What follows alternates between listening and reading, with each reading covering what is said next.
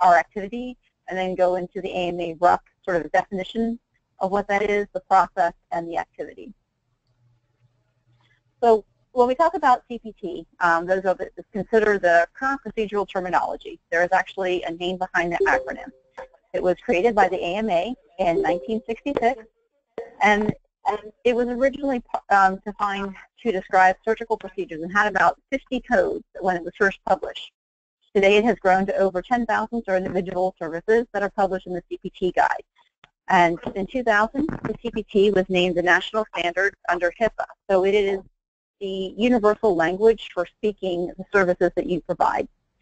And it really is a way to communicate amongst not only the payer, but patients and payers and, you know, amongst other physicians, so you understand completely what has happened in the service that you've provided to your patient. When you think about obtaining a new CPT code, you have to go through what's considered the CPT process.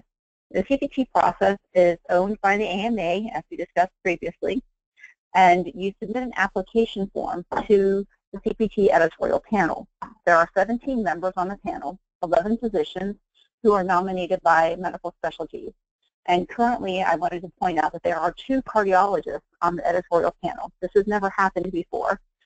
We've been fortunate to have 1, but now we currently have 2. We have Dr. Ken Bryn, who is a cardiologist out of the Illinois area, and he is actually the CPT editorial panel chair. And then we also have Dr. Robert Piano, who is an interventional cardiologist out of Vanderbilt. So it's great to have both of them on the panel and able to, you know, advocate on behalf of cardiology services. Additionally, to the 11 physicians, there is 1 physician from both Blue Cross Blue Shield Association, American Hospital Association, AHIP, and CMS. The remaining 2 seats are reserved for members of the HCPT Advisory Committee. All of the work that is done in support of the CPT editorial panel is, you know, supported by ACE, who has a seat as a CPT advisor, and the 94 other specialties that are in the House of Delegates that also have a seat at the panel. So this is a very large group that comes together 3 times per year to review CPT applications. The process for submitting the application, it may either come from a medical specialty, an individual, a hospital, or any other interested party that has something that they feel is unique and different than other codes that are currently in the code book. They are all reviewed by AMA staff and then potentially referred out to the appropriate specialty societies for individual comment. If there is to be advisor comment, they can make advisor, you know, information posted on the website that they can talk about whether or not this is a valid service, if it is covered by other services that are currently published, and what action should potentially be taken by the CPT editorial panel. It is those advisors, and we have one, Dr. Michael Main, who's our advisor, that will review this and, again, help guide and provide information to the editorial panel, because, as you can imagine, they cannot be an expert in every single topic that may come in front of them. There are certain criteria that we have to be met, and certain things, if you want Category 1 or Category 3 code, you have to make sure that you describe an individual unique service. Something is not currently defined in the process currently. I apologize if that keeps popping up. The descriptor, structure, guidelines, and other things must be consistent with current CPT standards. And it has to be something that is individually reportable and something that is performed frequently by specialists or the person or the entity that's supposed to be performing that service. Additionally, it is supposed to be FDA approved. The procedure may have many physicians performing it across the country. And the biggest thing that hangs up a lot of applications is it has to be shown in clinical literature to define the clinical efficacy of the procedure. So as you will see, many new and emerging technologies that come out, some of the reasons why they do not have an individual CPT code is that there has not been that body of literature that can support the application of the CPT code itself. So they may not have a Category 1 code, but they may have a Category 3 code, which is for new and emerging technologies. We'll talk about the recent activity that ACE has participated with at the CPT panel level. We received a new Category 1 code for interventional TEE, that's CPT code 9335, that went into effect on January 1 of 2015. And I will be honest and say this is probably one of the longest code descriptors I've worked on. This is not how it looked when we originally submitted it, but as they call it, the sausage making at the panel, many different panel members had their, shall we say, fingers on what should be included in that code language, which is why it's such a verbose code descriptor. And then we have two Category 3 codes, as I mentioned before. They became effective, 0399T became effective January 1 of 2016, and 0439T for perfusion became effective on July 1st of 2016. The role of ASE at CPT is really to participate actively in the entire process, review the applications, provide feedback, provide insight, any information that we may be able to provide to the panel members as well as other specialty societies who request information about echocardiography services. Additionally, we want to make sure that the appropriate CPT codes, when they're reviewed, have the right descriptors included to them, and that other applications that may come through don't inadvertently negatively impact echocardiography services.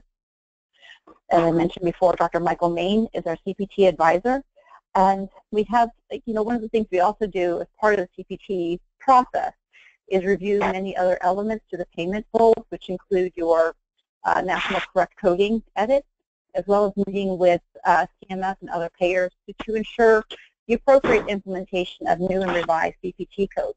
There's an opportunity when we're there at the panel face-to-face to interact with these folks in real time so that we can explain the intent and the rationale behind these services.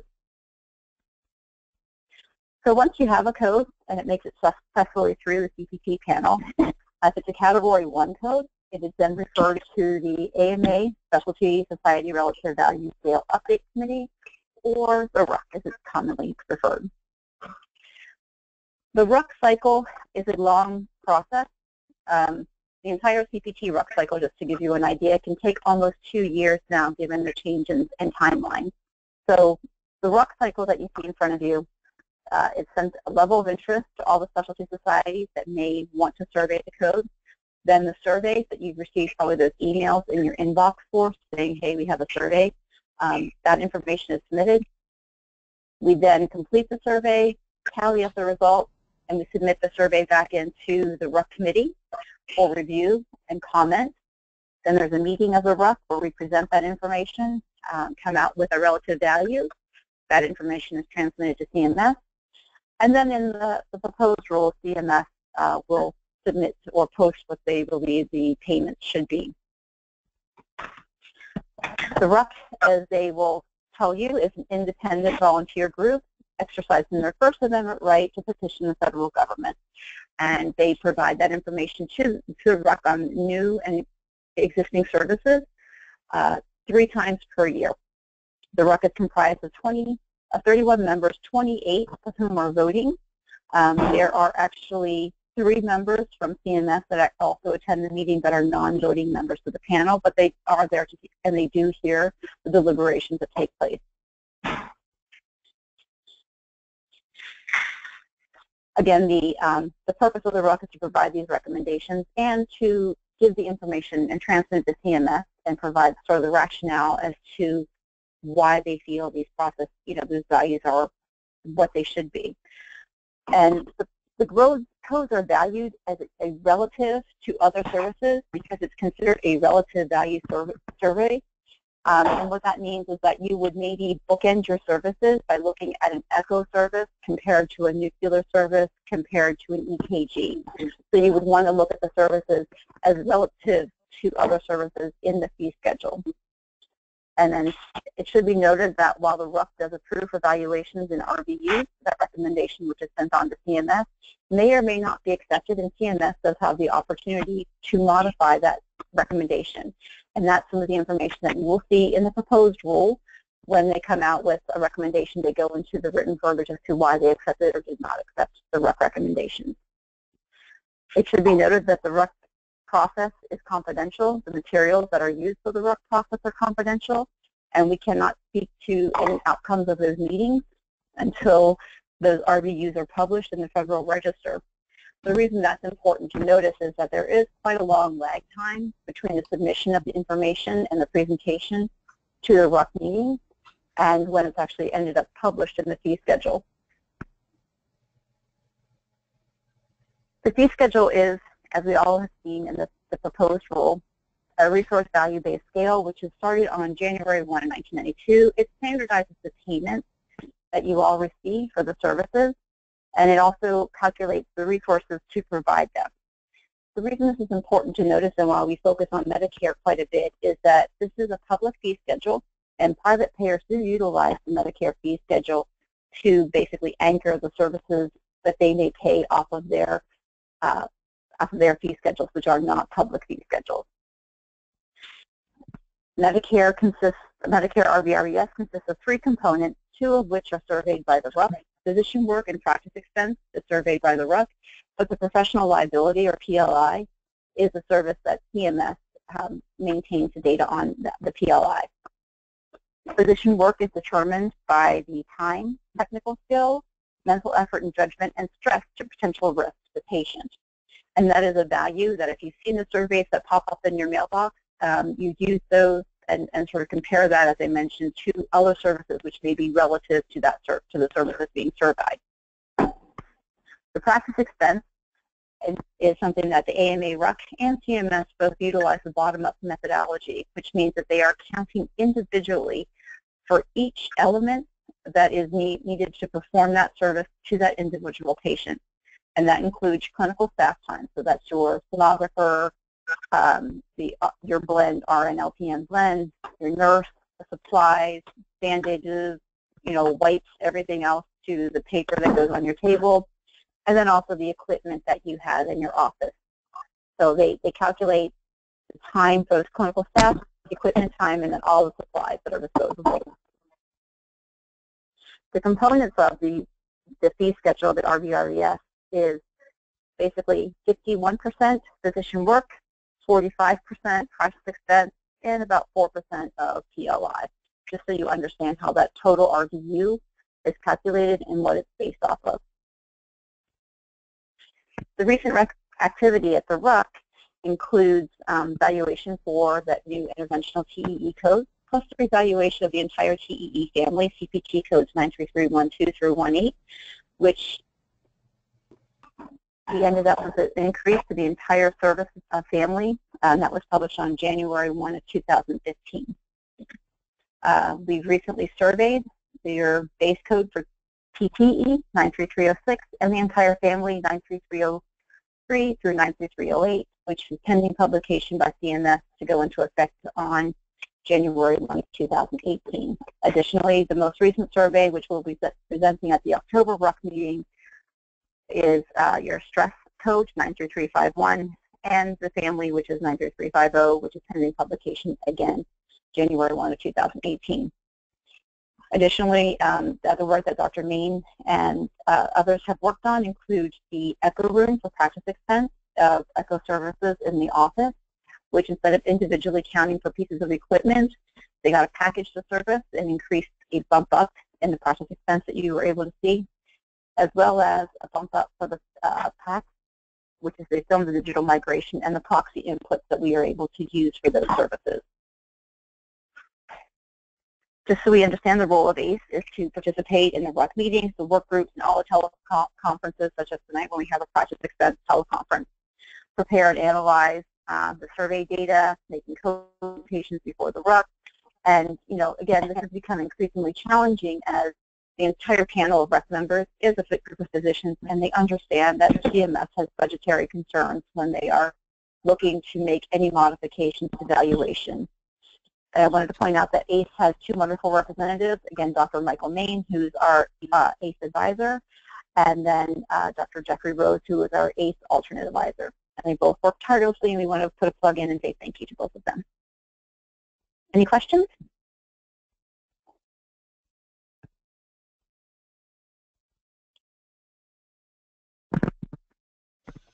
Okay, well, I will take the silence. There's no questions. And I will you want to pass it on to Diane and Peggy? And if you do guys, if anyone does come up with any questions, please feel free to email me, and I can forward them on to Denise or to Peggy and Diane. I know sometimes these questions come up days later or just after the call, so please feel free to just let us know if you have any questions.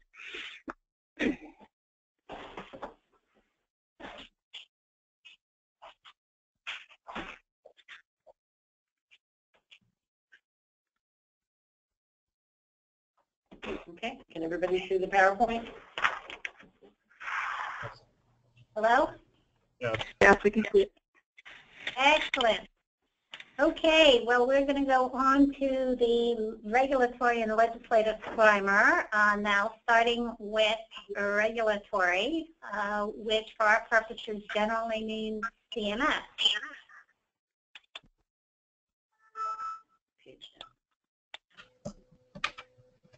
Okay, what we're going to be talking about will be the physician fee schedule, both the current rates and the trends for the future, the hospital outpatient prospective payment system, both the rates and the trends for the future, what's going on with site neutrality, what is MACRA and how do we deal with it, and a sort of look at the future, bundled and episode-based payments, ACOs, Medicare Managed Care, and then I think given the growing importance of Medicaid, it's important to keep that on our radar screen as well. So there is a nominal slide here on Medicaid overview and trends as well.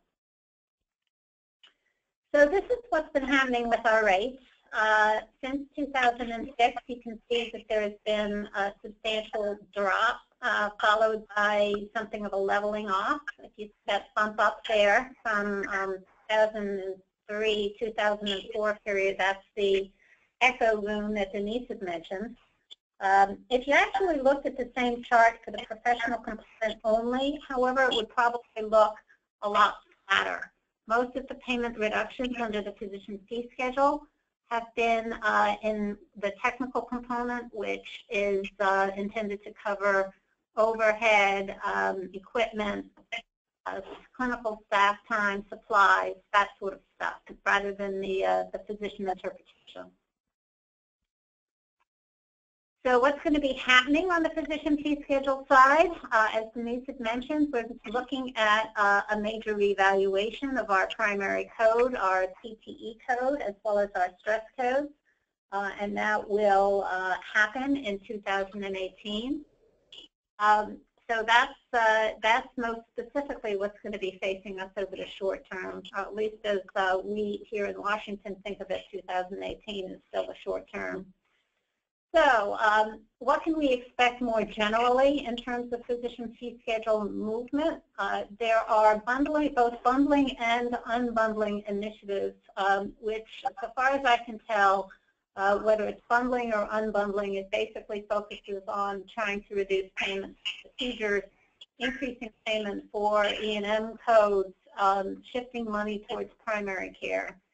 So depending on where you sit at any particular time, codes might be either pushed together or pulled apart depending on how the agency thinks it can make more money.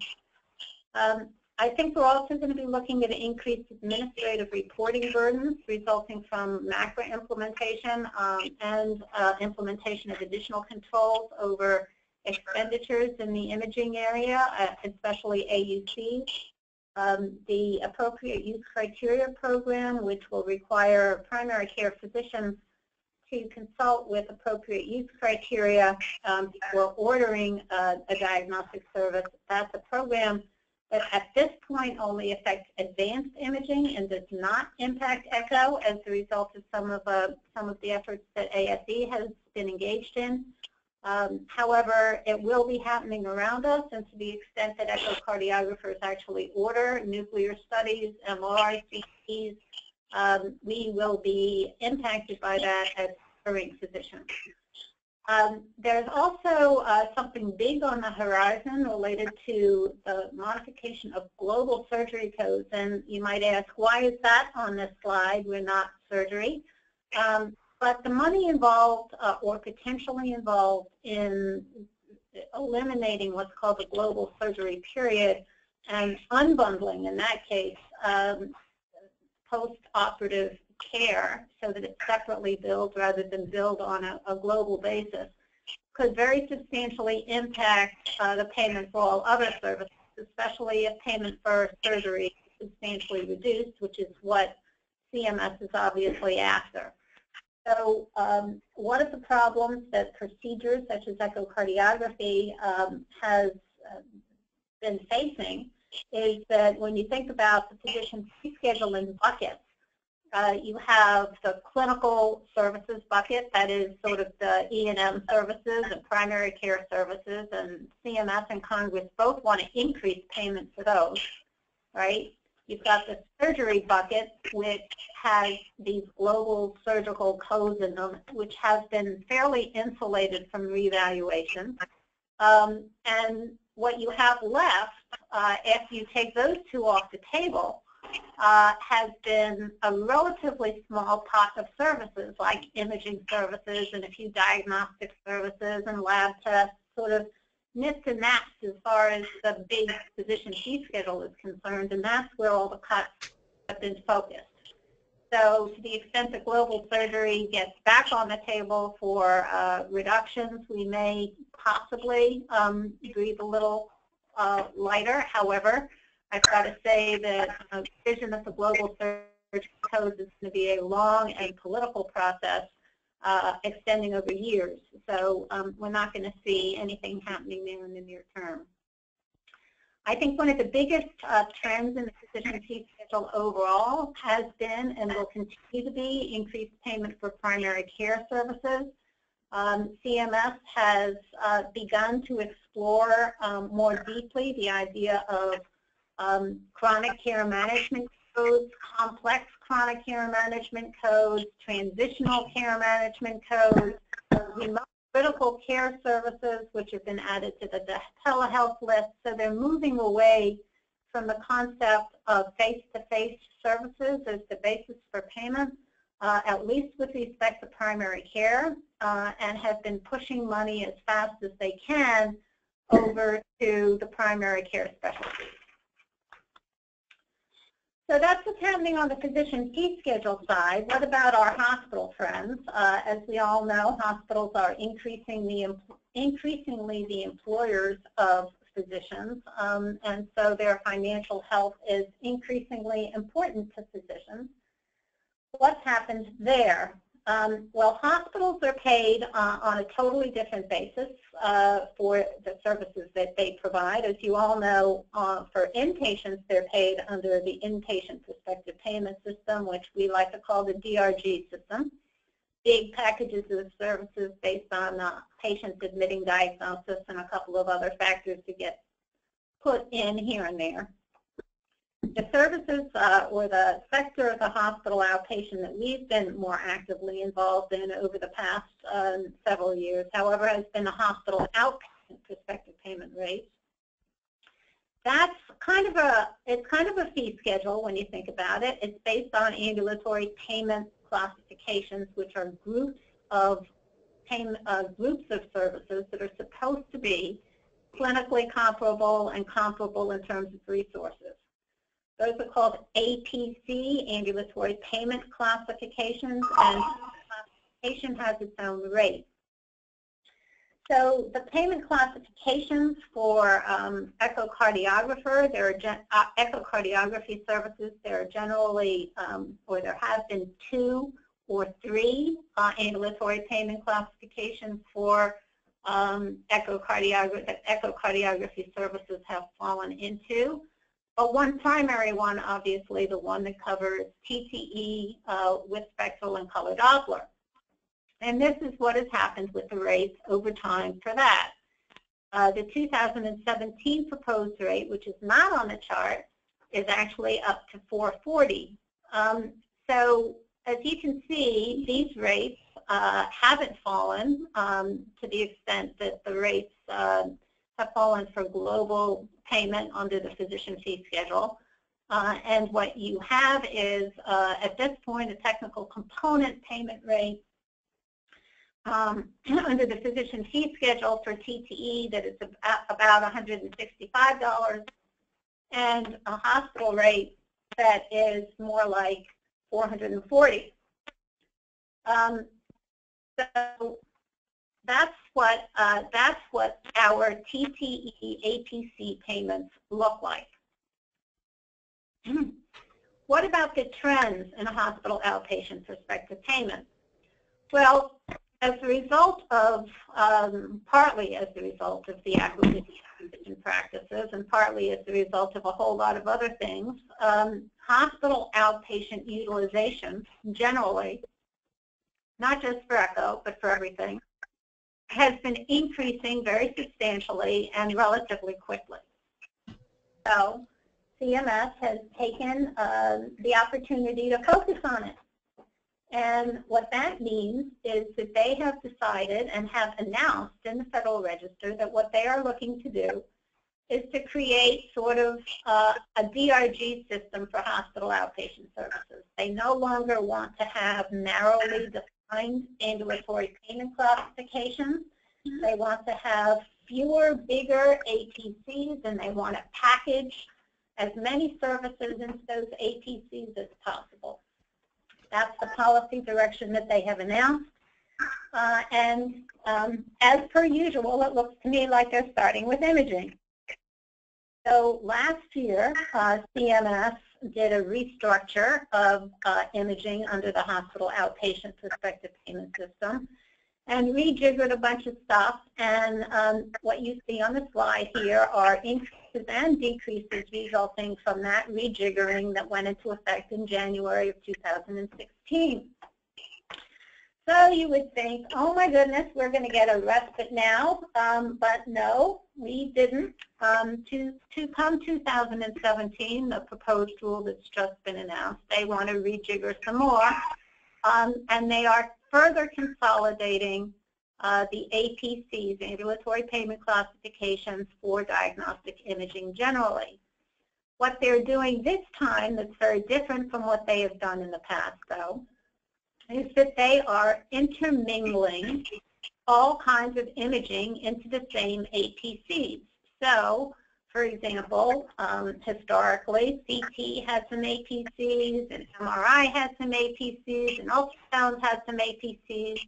We were in the ultrasound APCs.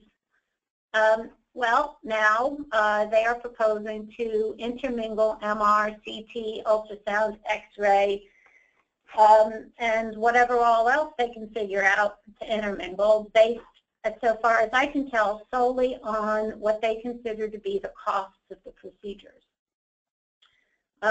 So we are looking at how to respond to that, and the position that we have formulated for ASE is to try to get a delay, based in part on the fact that, in fact, we are not clinically comparable to CT, MR, and some of the other services with which we've been intermingled, and also arguing that the system needs a rest from its continuing restructuring.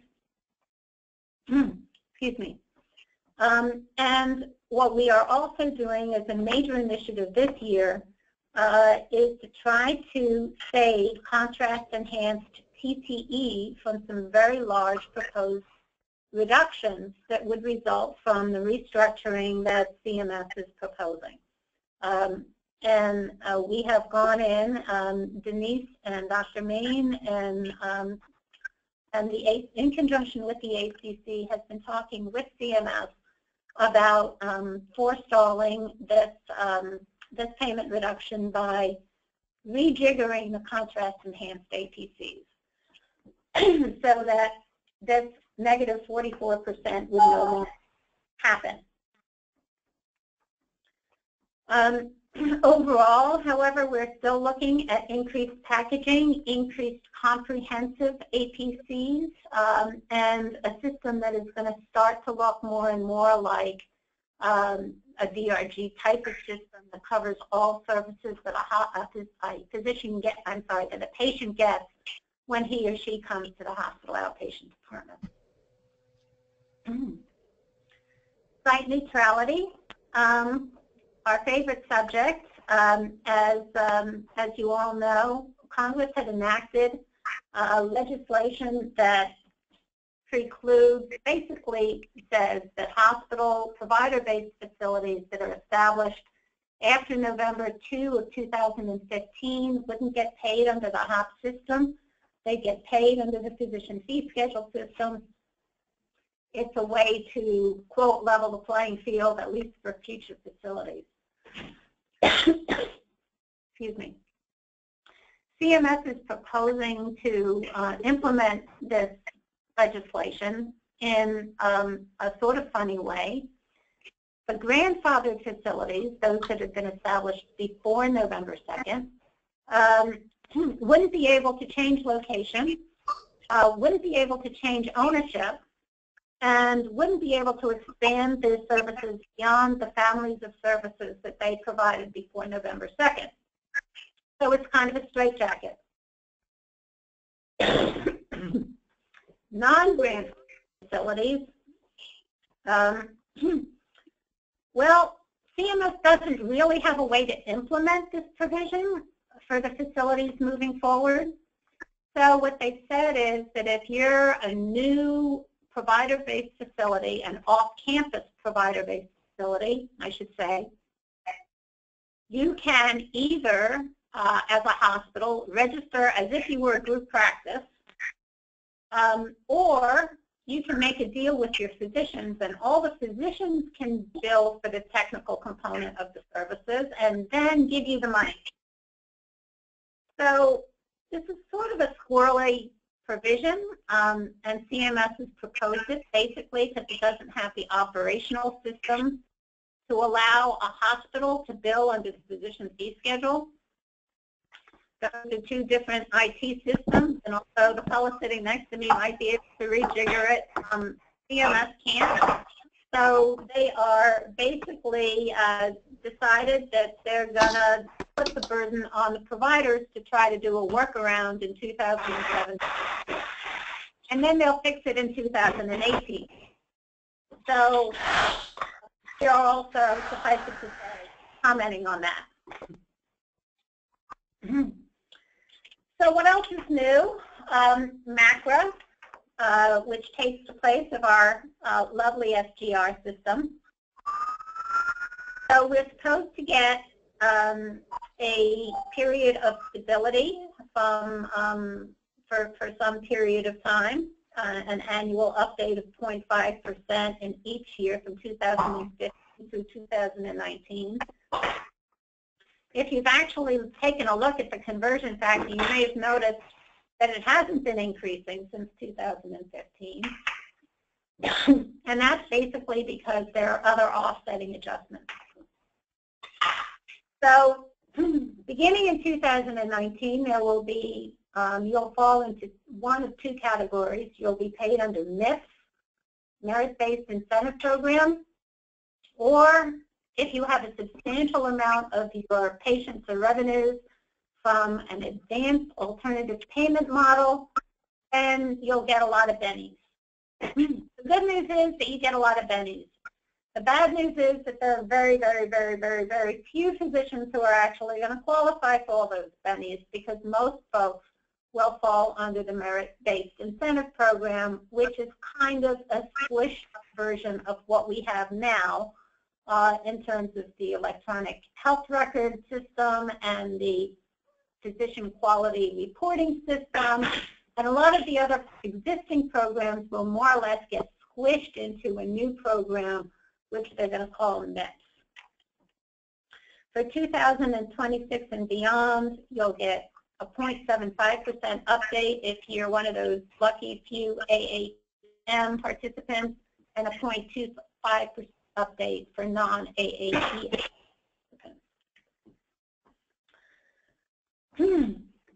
So what's MIPS?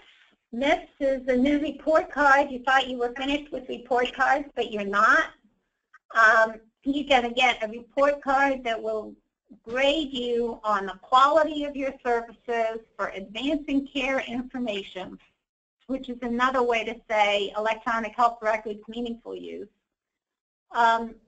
for your clinical practice improvement activities, and for your use of resources. This is a 1,000-page rule, or proposed rule that has not yet been finalized. I think the time is too short, and hopefully you have better things to do than to try to figure out the details of this program before it's finalized. Suffice it to say that physicians in large groups or hospital-based groups will do well. Physicians in smaller practices, especially those 10 and under or even 20 and under, will do poorly. So because this system basically shuffles money among practices, that's going to be a big redistribution of money from small, probably disproportionately primary care practices to larger hospital-based practices. Given the fact that many cardiologists now are in larger hospital-based practices or larger single specialty or multi-specialty practices, as a whole, and generalizing, cardiology will probably do fairly well. AAPM, there should be an extra A. There's advanced alternative payment models is what we're after here. They're not any old alternative payment model. There's only going to be a few of them that qualify for the bennies previously mentioned. That's a bonus and higher adjustments. Basically, those AAPMs that qualify are going to be, for our purposes, mainly specialty or I should say specialty ACOs and ACOs that take negative downside risk. So as I say, the bennies that we're talking about are 5% bonuses and increased schedule adjustments. But I wouldn't hold your breath about qualifying for that, because, like I said, there will be few who do. So the bottom line is that MACRA is going to forestall the otherwise draconian payment reduction that would have happened under the SGR. It moves Medicare physician payment away from inflation-based adjustments. It consolidates current problematic quality reporting, resource use, and other programs. It incentivizes practices to engage in alternative payment models, but only certain ones. And I think the big thing is that it is going to substantially increase administrative burden. Future trends, you've all seen or heard about the bundled payment situation. We seem to be going from one bundled payment system to another. There was a demo that included a voluntary demo called the Bundled Payment for Care Improvement, and there was a mandatory demo for joint replacement. Now CMS has proposed a mandatory demo for AMI and cabbage admissions that's going to start taking effect next year, July of next year. Although it's a proposal, I think it's pretty clear CMS is going forward with it. And CMS announced in that demo that it is looking to expand out from the hospital admission into chronic management services. So what other trends should we be aware of? Well, when we're all focused on these ACOs and alternative payment models and other newfangled things, in the meantime, Medicare Advantage, which has been around for quite some time, is going back gangbusters.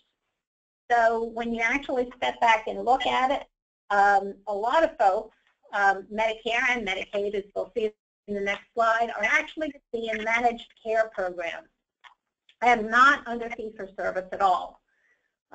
So this is, I think, one of the more interesting things is this sort of quiet, relatively quiet movement towards substantial increase in just plain old managed care and having the government run those programs and having the government program, managed care programs being such a large part of the governmental health program. This is the same kind of slide for Medicaid. More than half of all Medicaid beneficiaries nationally receive all or most of their care from risk-based managed care organizations. That's your basic HMO. And that percentage is going to grow substantially because all that Medicaid plays in getting access to health insurance under the ACA. So Medicaid and Medicare managed care is something I think we all need to keep our eyes on. That concludes this part of the program. Any questions? Hi, Diane. This is Alan Klein. I have a question. ASE is embarking on a new initiative to develop an ECHO registry. We may work with the ASNAC folks since they have one currently. How will this impact the future healthcare, like MACRA and the MIPS? Sounds like it may be a good thing, but how would this work with what's coming down the road?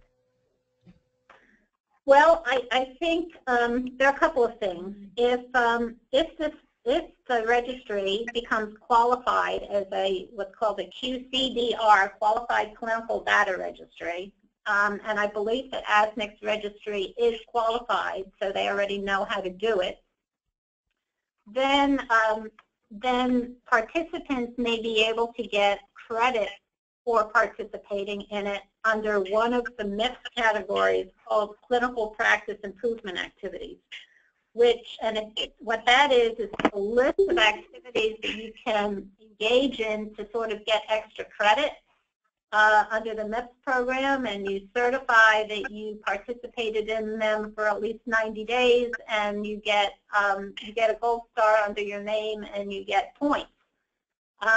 So there is that. I will say that if you step sort of back from that, which there's reason to do, because there are a lot of ways that a physician can get credit under the CPIA category of MIPS without a QCDR, without a clinical data registry. The main reason to do this, I think, is to see if you can use the registry to actually track what happens to the patients, right? If all it is to collect certain information that may not be relevant to patient management, then that's probably not going to be as useful as if you track information that, as Dr. Miller, I believe, had indicated, uses, for example, the ventricular measures, right? Right. For triaging patients or deciding how they should be handled from a patient management standpoint. So I would say that you're going to need to find a way to hook the registry into probably, or at least construct it so that it can be hooked into a data system that tracks the patients more generally throughout their care and isn't just limited to ECHO. Right. Because right now, the ASNAC registry doesn't have that. They're very basic about, wall motion abnormalities and approving reports, but doesn't have, it's de-identified data. It doesn't have any, a strong outcome type data like tracking the patients. De-identified, so you didn't know who the patient is. So that's something that's food for thought in terms of how we develop this. Well, it still may be worth doing. I wouldn't say no, never, because registries are certainly the way things are going. But I would say that it would be considerably more useful if it could be used in a way to as a patient manager. Exactly. Any other questions? This is Holly Carone. I have a question. When we're talking about patients that actually have private insurance, and we've seen all the budgetary changes that have affected the Medicare patients, but do you expect the private insurance companies to follow suit in decreasing their reimbursement based on the same kind of criteria? Well, my crystal ball could be fuzzy on this, but given what's happening in the private insurance industry, I actually would not be surprised if the private insurance industry is more aggressive than the Medicare system. The private insurance industry obviously doesn't have to answer to Congress in the same way. Doesn't have to answer to political pressures in the same way, and doesn't have to deal with the same bureaucracy. Whenever CMS tries to take a really large swipe out of physician payment, as it did with the surgeons and their global surgery, there is a huge political backlash. So what I would expect from the private insurance companies is more creative ways to structure their networks to get rid of what they perceive to be high-cost providers, and to narrow their networks and to squeeze the ones who do stay in. That's what I would expect. They may get creative about sort of ACOs and dealing with new alternative payment models in ways that the government isn't limber enough to do. So I would expect you're going to see some real challenges on the private side, and that those are going to continue. Okay, thanks. All right. If you're ready for the legislative part, I'm going to dive right in.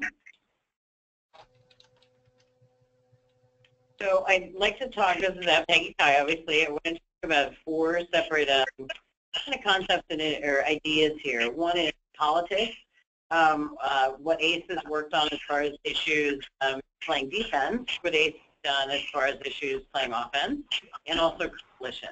So this is really a snapshot of a chronological engagement that we've had for the last couple of years. So what I do and what I focus on for you is making sure I understand the politics, the balance of power, elections, what the committees are doing, what the committees are focused on, if they're having hearings, if they're going to focus on your issues or not. So I need to know all of that to be able to inform you going forward.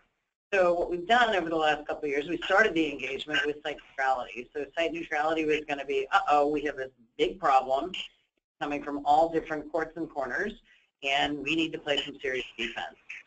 The next section of issues up in really the last year, year and a half of, well, we can't always go to Capitol Hill and just say, we don't like this thing. Why don't we go to Capitol Hill and try to be helpful in advancing other issues?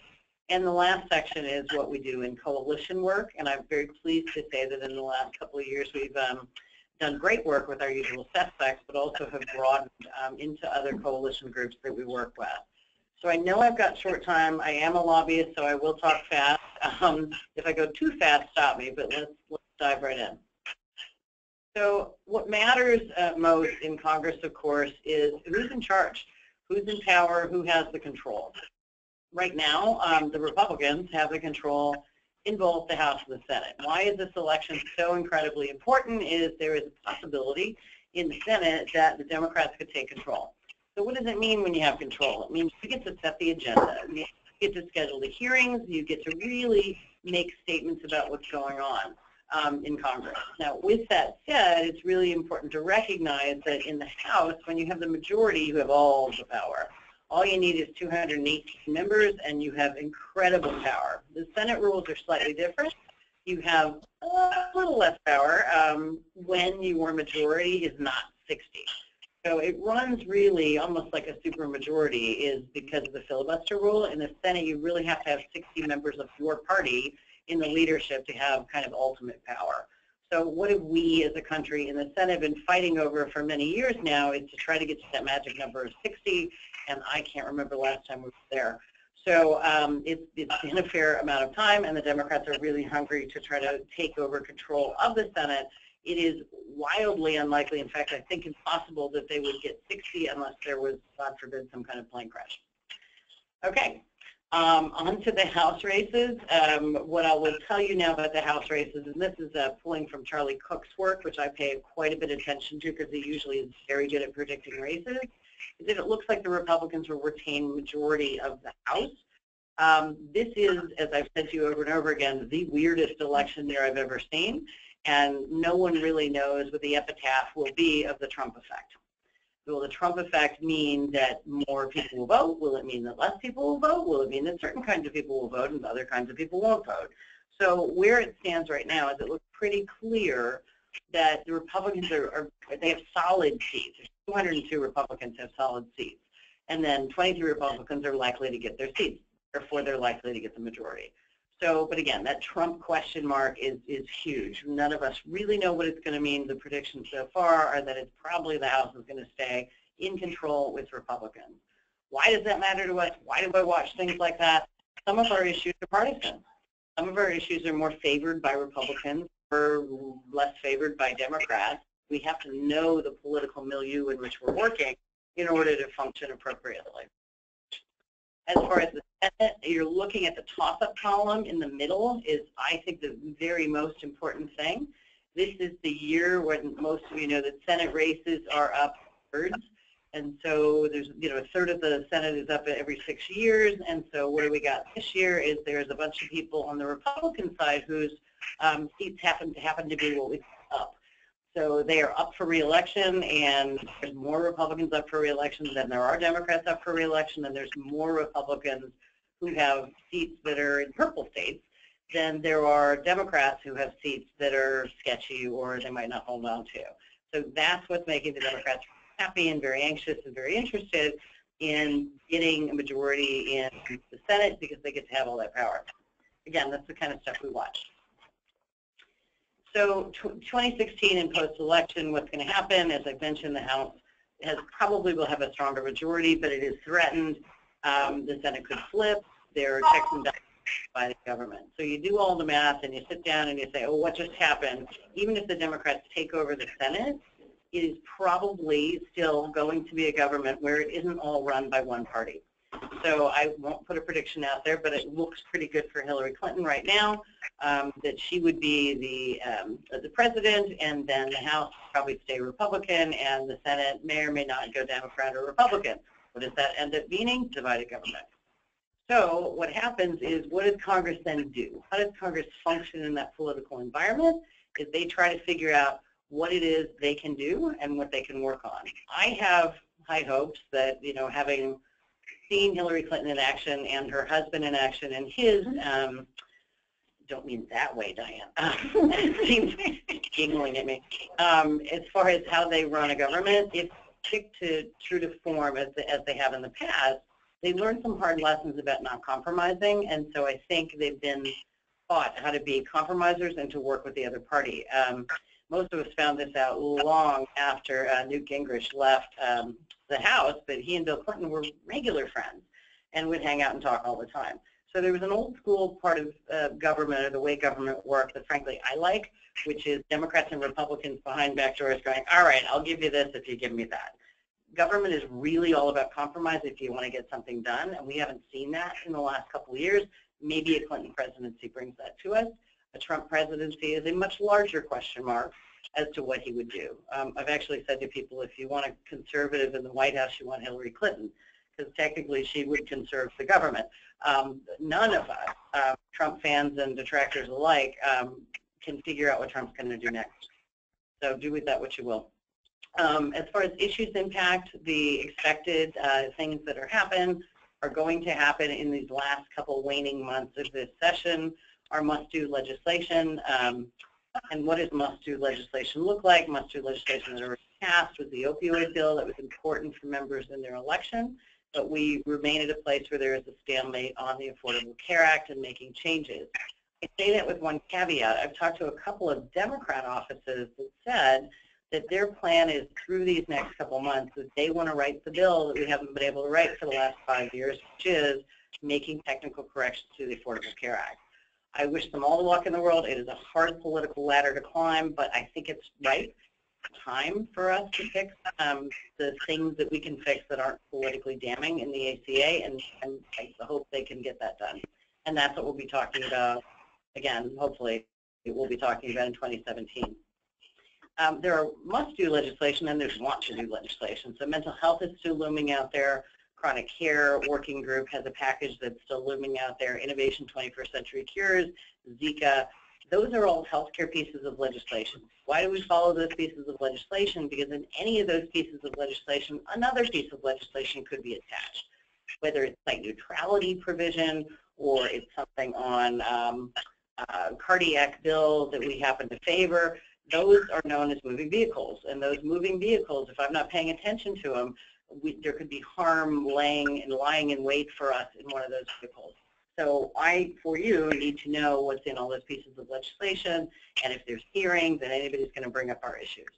So moving on, again, I'll try to go quickly because we're running out of time, sorry, is our big issue, and why I was brought on was to talk about site neutrality on the Hill. Diane's already gone over what this is and what it does. On the offense, not offensive, not defensive, but offense and defense. The offense side, ACE Kids and the Congenital Heart Futures Reauthorization Act, I was very thrilled for you that you decided to take a proactive stance and work towards getting two pieces of legislation passed. The ACE Kids bill is, this is a little more on site neutrality, which Diane already covered. I also have slides here if we can send them to you later if you don't have them already, as who's on opposite sides of site neutrality issue, and some arguments. On our arguments really clearly laid out. Also the opposition, what they're saying. You don't have to read these right now, we can send them to you. And the politics of site neutrality or no site neutrality. This is really the media slide here is what's going to happen with site neutrality. 10 bits and pieces of site neutrality is a bigger site neutrality weighting. Speaker Ryan has been talking about for a long time combining Medicare Parts A and B. It sounds a lot like site neutrality. If he's going in it'll be very interesting to see and not surprising that go a site neutrality route, and we've got to be poised and ready to handle that. The problem with that is that it's a really difficult political process issue because there are two committees that handle those two parts of the Medicare program, and they don't see eye to eye on this, but they might. So the costs continue to be a problem. Medicare solvency is threatened. Our opponents have some decent political arguments that, boy, we should do site neutrality. President Obama likes site neutrality. He put it in his budget. MedPAC has said this over and over again. Congress has acted on it a couple times. Why don't we do more of it? That's what we're facing. That's a big deal. We have good arguments on our side. Again, we don't want to harm hospitals. It would be a negative impact on rural areas per MedPAC's own report.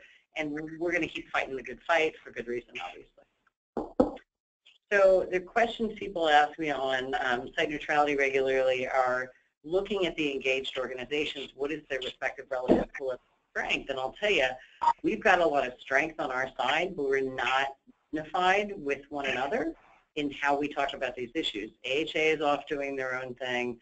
AMIC, another organization, does their own thing. ACR, we try to play well with others, but I found it most frustrating that we don't have one solid coalition to oppose site neutrality.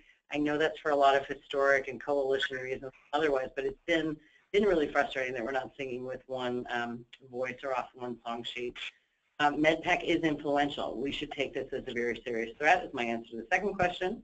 And then what about presidential election or these other issues? I've already described in the other issues that we could be attached to something else, and we've got to watch faithfully through the end of the year. As far as, you know, is Trump or Clinton in favor of site neutrality? No, I don't think neither of them have been that linear. I would suspect that there would be an inclination from Clinton to follow Obama's lead on site neutrality, and that definitely makes me a little nervous as far as her presidency goes. Also much deeper in the weeds on healthcare, and depends on which lieutenant brings in. And if they've been playing on the outside in site neutrality worlds, we have to watch that very closely of who would come in as, again, the lieutenants or the important people working in the Clinton administration. The ACE Kids Act, again, this is a piece of legislation that is slated, unquote, for markup. It already went to the hearing, and markup be the Energy and Commerce Committee actually moving this piece of legislation. ACE supports it. We wrote a great letter on it, and we could chalk up a victory. So this is in September is what I'm hearing, and the victory would be in the sense of the House moved it. I'm not sure if and when the Senate would move it. We have limited time in this Congress to get something out, but you should pat yourselves on the back. You picked a good bill, and this bill has a decent shot of moving. This year, if not this year, it would probably be taken right up again next year. The other bill, I'm sorry, was there a question? Okay. And the last thing is the Congenital Heart Futures Reauthorization Act, and this is another piece of legislation that ACE wrote a support letter on. This one you didn't have as great of a chance as moving through Congress, but it's a really good state for the association to get behind something this great, which is to advance research in this area for CHD. So we should look for more opportunities to support bills. I'm not suggesting that you should support 10 and 12 bills. I like that you're focused. You should be focused. It makes you look stronger when you pick issues and then you go after them. The last bit is coalitions work. As I mentioned earlier, we work with the usual suspects, all the great work that Robin and Diane and Irene have done over many years, and all of you in the cardiology space with ACC, ASNC, ACR, EMIC, and others. Recently on this ACE Kids bill, we've been working with the Children's Hospital Association, and we've also joined, thanks to you for suggesting this and agreeing to it, is these two coalitions that function on appropriation. Of course, this is funding for NIH and for the National Heart, Lung, and Blood Institute. Going forward, my recommendation is to continue this kind of strong work. We're little, and we're stronger when we band with other groups. We have to choose them very, very carefully, but I think we should keep our eyes open for what groups we would want to band with to do further work. And questions for me? I have a question. This is Alan Klein about high deductible insurance. As you know, a lot of patients are getting plans that they have to pay a high deductible and maybe not coming to the hospitals as much. What's the impact of that? And also Aetna pulling out of the exchanges. Any influence on ECHO or in the future? It's such a big picture question about consolidation and prevention and consolidation in these big plans. I don't know that the FTC or the Clinton administration or potentially incoming administration has really gotten their arms around how to tackle that. So to draw that down to what that may mean to ECHO, I think it's probably too soon.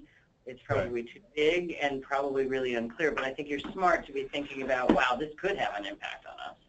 Diane, what do you think? I think that the issue of high deductible plans, when you actually look at the, I guess they call them the bronze plans under the exchanges, there has been quite a bit of talk, even by hospitals, about the fact that their bad debt situation hasn't been addressed to the extent that the drafters of the ACA had thought it would be, because the bronze plans, which are the ones that are the most affordable ones, still have such high deductibles in them that a lot of people basically aren't able to pay them. So I think that ultimately the question really relates to whether and to what extent it will be possible to do technical changes to the ACA to address the structure of the exchanges and the structure of the plan. And the answer to that question, I think it's too early to tell for a lot of reasons, including the pending elections, but not limited to them. Even if we had a White House that was not crazy, it would still be a difficult lift to get anything really changed with the ACA without getting everything changed in the ACA. Yeah. We have run well over time. I think we probably don't even have time for another question. Irene, am I correct? We just have to wrap it up here, and you know how to find us if you have other questions. Yeah, again, if you guys have any questions, just send them on to me and I can forward it on to the right person. Thank you so much for your time this evening. I really appreciate it. And if you'd like copies of the slides, also just let me know and we can forward those on. Have a great evening. Thank you. Everyone. Thank you. Thank you. Thanks, everyone. Bye-bye.